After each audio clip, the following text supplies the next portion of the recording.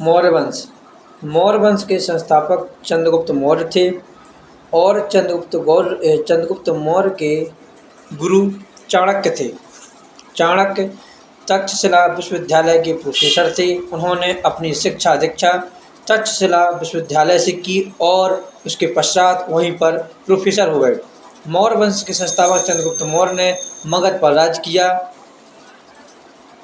जब चाणक्य का धनानंद ने मगध में अपमान कर देते हैं, उसी समय चाणक्य एक प्रतिज्ञा ले लेते हैं कि जब तक हम धनानंद को मगध की गद्दी से नहीं हटा देंगे तब तक अपनी शिखा नहीं बांधेंगे।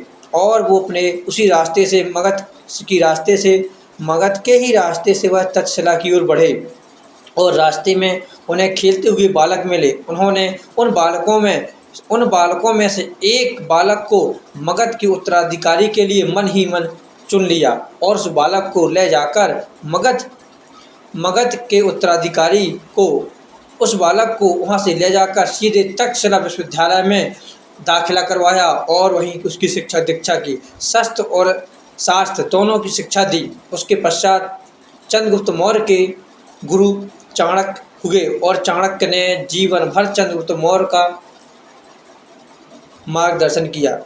चाणक्य उस समय के सबसे बड़े विद्वान थे और मगध उस समय का सबसे बड़ा महाजनपद था। महाजनपद उसकी राजधानी राजगृह और गिरिब्रज थी। जबकि मगध में मौर्य वंश के पहले नंदवंश राज कर रहा था। नंदवंश जिसके संस्थापक महापद्मानंद थे। महापद्मानंद वही व्यक्ति हैं जिन्होंने 16 महाजनपद को जीत लिया था, इसलिए इन्हें द्वितीय परशुराम भी कहा गया। उसके पश्चात जब चंद्रगुप्त मौर्य की शिक्षा दीक्षा शस्त्र शास्त्र की शिक्षा आगे बढ़ी तो उन्होंने अकनबियों का साथ लिया।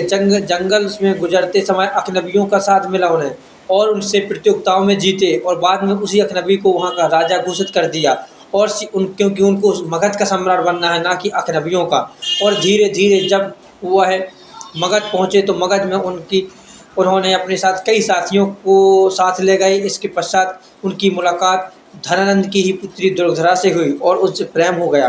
और प्रेम होते ही चंद्रगुप्त को चाणक्य ने समझाया कि अभी हमें प्रेम नहीं करना, अभी हमारा लक्ष्य कहीं और है।